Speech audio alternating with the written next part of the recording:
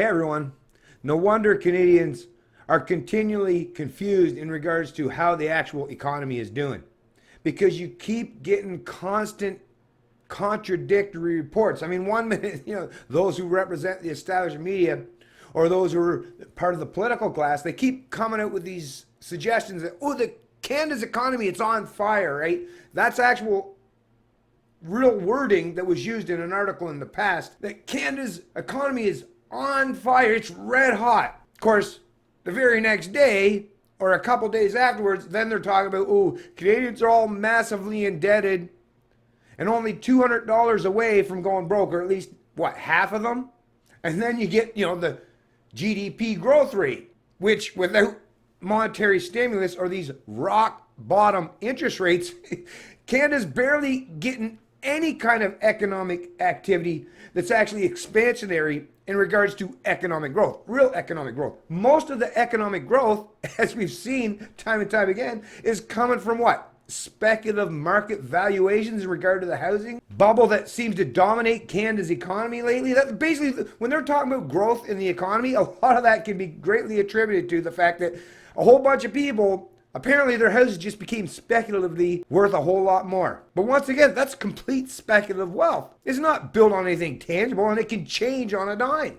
And another area is the fact that the central bank constantly is talking about, the economy's not doing so good. That's why do you think the central banks are scared to raise interest rates now to what? A quarter of a percentage point or 25 basis points? Like, even that scares market participants and sends jitters or shockwaves throughout the market. Just a simple quarter of a percentage raise in the central bank interest rate policy. I mean, think about it. And you get all these market manipulators or speculators or so-called experts coming in. No, you can't raise the interest rate. No. Matter of fact, they're speculating and betting on whether Stephen Poloz, the Bank of Canada, is going to actually go the opposite way and reduce the interest rates from a whole 1.75%, right? So come on, to pretend that the economy is on fire, or even growing to any substantial degree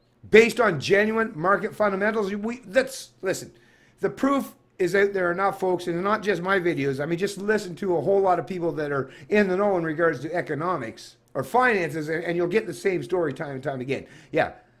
The rhetoric espoused by your thought leaders, your opinion makers, and your central planners is completely out of touch with the actual real world experience that you and I actually have to endure. And the jobless rate is just one more, or employment rate is just one more example where the headline or the pretense of growth or the pretense of increase in employment in the headline news or articles put out by those in the established media is not even remotely representative of, once again, the true reality, the economic reality that we Canadians actually have to endure and face. Headline of CBC News Business: Canada's jobless rate drops to 5.4%, lowest level in 43 years. Economy added almost 30,000 jobs in May. It's being reported by Pete Evans, June 7th, 2019. So like I say, think about the headline. Canada's jobless rate drops to 5.4%. Lowest level in 43 years. So you would think, the economy must be on fire once again to have a headline such as this. Well, let's get down a little further in the article and see how the numbers actually truly play out. The Canadian economy added 27,700 jobs in May, enough to push the jobless rate down to 5.4%, its lowest level since 1976. Statistics Canada reported Friday the jobless rate dropped 3 ticks, mainly because there were almost 50,000 fewer people looking for work. That, coupled with the jobs gain, was enough to push the rate to a more than 40-year low. So the fact that 50,000 fewer Canadians are even actively participating in the labor force, that's a negative aspect, right? But see, that's the way they set these schemes up as far as how they measure employment or unemployment. It's like, 50,000 people have completely dropped out of the workforce and no longer even actively seeking employment, but somehow that makes out to be a positive correlation as far as the unemployment rate numbers, right? Isn't that kind of a terrible way to measure things? I think so. Seems like a pretty strange way to try to put forth the narrative that it's a good thing when you're looking at the very real fact that 50,000 Canadians are no longer contributing. But yet, because that makes the unemployment rate number drop, statistically, based on the number, I guess they can put forth the narrative that somehow what? That's good? Right? Not so much, as far as I'm concerned. May's job gain comes on the heels of 106,500 added in April, the best month for jobs on record, going all the way back. And like I said, I still haven't completely delved into that one yet, but like that number is to the tune of almost 10 times more than you would see as far as historic averages in recent years, or even recent decades, or even since they've been keeping track, right? So I don't know what kind of fudging they did to get that number. To be honest with you, that is one area I'll say I have to claim ignorance. I don't now know how they come up with that number and conjured it, but rest assured there's some manipulation going on behind that. The fact that Canada added basically, like I say, 10 times more jobs in 1 month than they have in all of recent history, and it even sets records for ever since they've been even measuring employment. The May number means Canada's economy has added 453,000 jobs in the past 12 months, an increase of 2.4% and the best 12-month stretch since 2003. It also surpassed the roughly 5,000 jobs that economists polled by Bloomberg were expecting for the month. Most of the jobs were added in Ontario, British Columbia, Nova Scotia, and New Brunswick.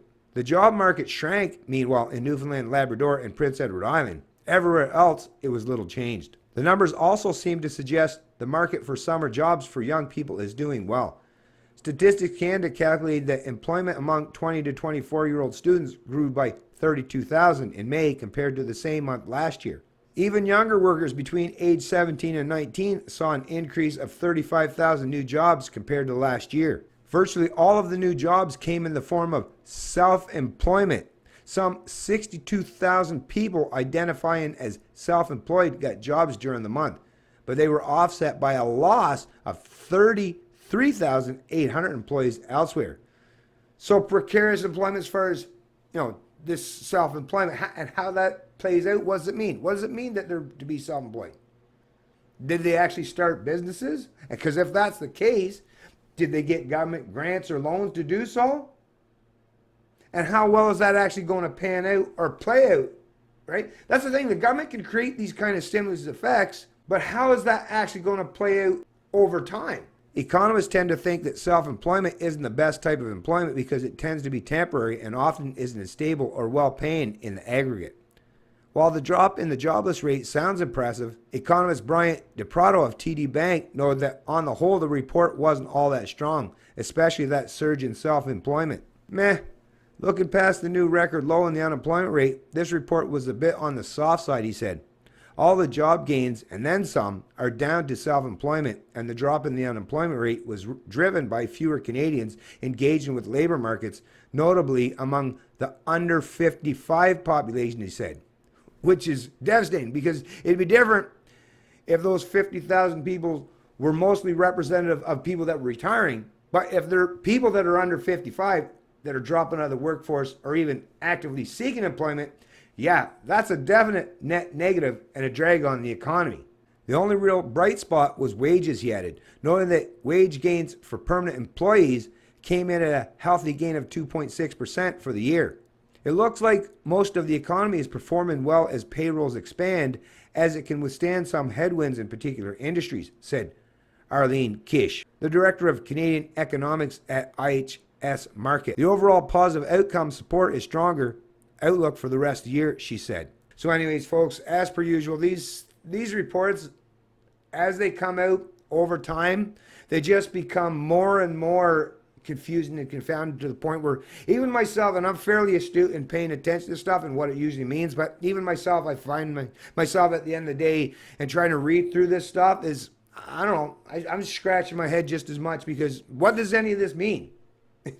They're so contradictory in the way it's being reported. I mean, really, it does not sound positive, but yet, once again, they try to keep this positive spin on it, right? I guess that's to keep your animal spirits up. This is the thing. We live in such a centrally planned economy, and it's based on manipulating your emotions and your psychology so much that there's no way for most people to even understand what's fact or fiction or truth or statistical lies or manipulation or misrepresentations of those statistics. I don't know. Like I say, I do know though in my own life and what I see out there, not just in my own personal subjective anecdotal experiences, but even just looking through what's available or on offer as far as whether you go on Indeed or Kijiji or any places, you see that there are a lot less positions available than there were years ago. So how they're trying to conjure up this rhetoric or this excuse that there's some kind of expansion in the economy, I mean, once again, this article suggests the exact opposite.